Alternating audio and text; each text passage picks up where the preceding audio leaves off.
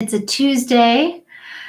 Well, um, yeah, yes, yesterday was a bit of a rough one. What with, trying to get my inspiration and trying to force myself to sit down and do the final edits on the book. Hey, Edmund. Um, and so right now what I'm doing is the very last editing round on the book. So I've gotten like the comments back from the copy editor where they find any typos or anything like that. And so it's reading the whole book again and trying to make sure I catch any mistakes, any typos, any things like that. Of course, that process is never perfect, and you can have great readers read it multiple times and still stuff slips through. But that's not really the important part, so I'm not going to worry about that. It's tough sometimes to force yourself to sit down and keep writing and keep rereading the work that you've done. But at the same point, I'm like, how is it that we record our lives? How is it that we record our lessons for the future? How is it that we can share these things with each other, right? We have a way to do it now. Hey, Lawrence, we have a way to do it now that is different than before. But what's really interesting to me is that like we think of doing it through photographs or stuff like that, and that's a thing. But how much of that really records our real lives? The funny thing about writing this book, and for those of you who don't know, I'm writing a book called Sex Cult Nun. And it's about growing up in a quite well-known cult, which is how I grew up. And just all of my experiences and then leaving and the realizations that I had and the self-discovery and the development that I had to get to the point where I am today. Hey, Bruno. And what's interesting is I have hundreds of photos of my family. And, all of these are these smiling photos. We're all like smiling and performing and doing good works. And, all these photos are just very staged, I guess you could say. Hey, Gabriel. Let me make sure I've got my chat up over here.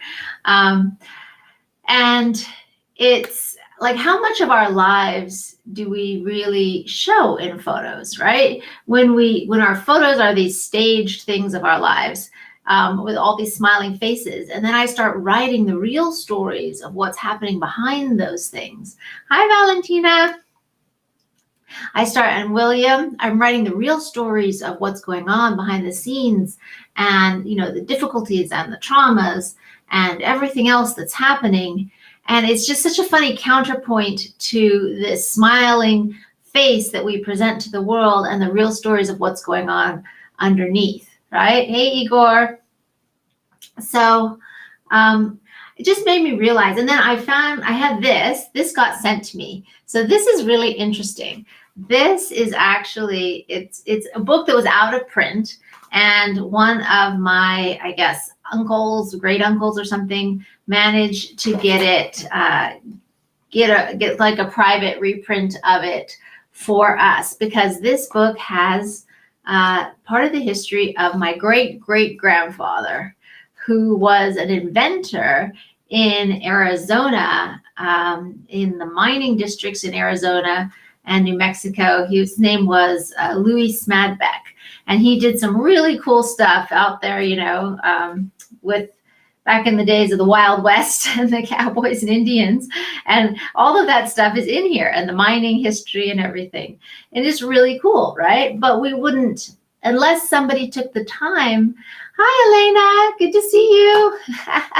Unless someone took the time to actually write this down and tell these like funny and crazy stories, which I thought maybe one day I'll read some of it to you. Maybe I'll read some of it to you live. But unless someone actually took the time to write it down, we wouldn't have any idea of what was going on there. We wouldn't really know, right? And of course, they have photos of this time period in historical records, but you're just, in the photo, you're just seeing this frozen image. It doesn't tell you what the people think and what they were feeling and what they were disputing and, what was important to them. So it made me realize, I guess, just sitting right here briefly, the importance of taking the time. Thank you for the hearts, Elena. The importance of taking the time to actually record things for ourselves, record things for our future, record things for our children, record our lessons, I think is really the critical part.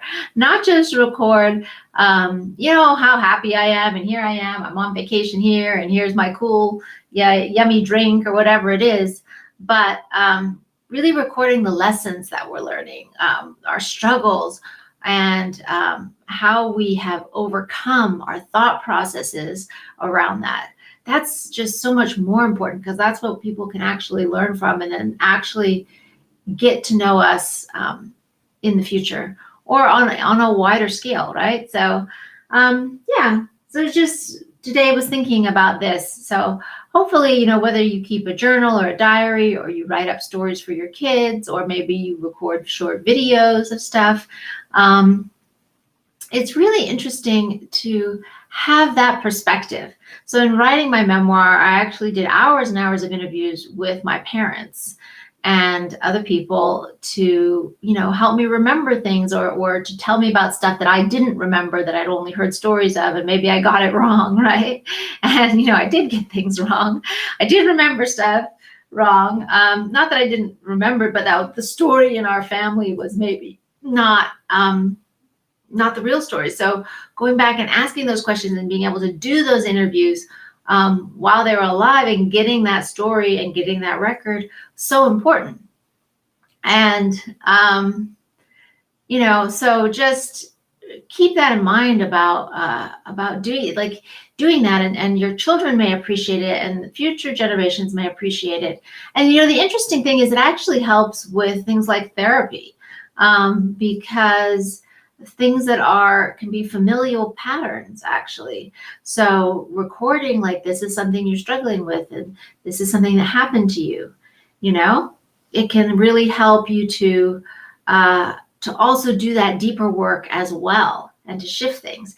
Yay, I have a comment from Twitch. I'm so excited. My friend Elise is from TLIT. She says, "Hi, Faith. Thanks for sharing your story for all of us to learn to become the best people we can in this world." Thank you. Thank you. Yay, I got a chat. Woohoo. And I think that's for all of us to share our stories about how we are becoming the best version of ourselves, right? And that involves telling the difficult stuff, and telling our lessons, and telling what we're going through, and the realizations that we're having. That's real. That's how we can all do this together, I guess, is what I'm saying. And it'll make for very interesting reading later, potentially, for future generations of your children, right? You never know. So, if you're building a cool business, or you are like Elise, my friend at TLIT, she's a fabulous entrepreneur, and she's just got this great thing that she's doing, helping to democratize the sourcing of like tea and goods like that. And she's also really smart with studying other types of issues, constitutional issues, right? And she goes live and she shares what she's learning. Elena says, "Sharing is caring." Hi, Hamada. Hey. Yeah, exactly. So, that's, and how beautiful for all of us to do that. Not just share our like happy photos and our food and our vacation, although that's nice too, right? But to really share what we're learning with each other, and how we're growing, and our realizations, and even our cool stories. And that takes more than just a photo, right? That really takes actually doing some deeper work, and digging, and writing, or maybe making a video about it, right? But I think it's well worth it. I think it's well worth it for all of us. All right.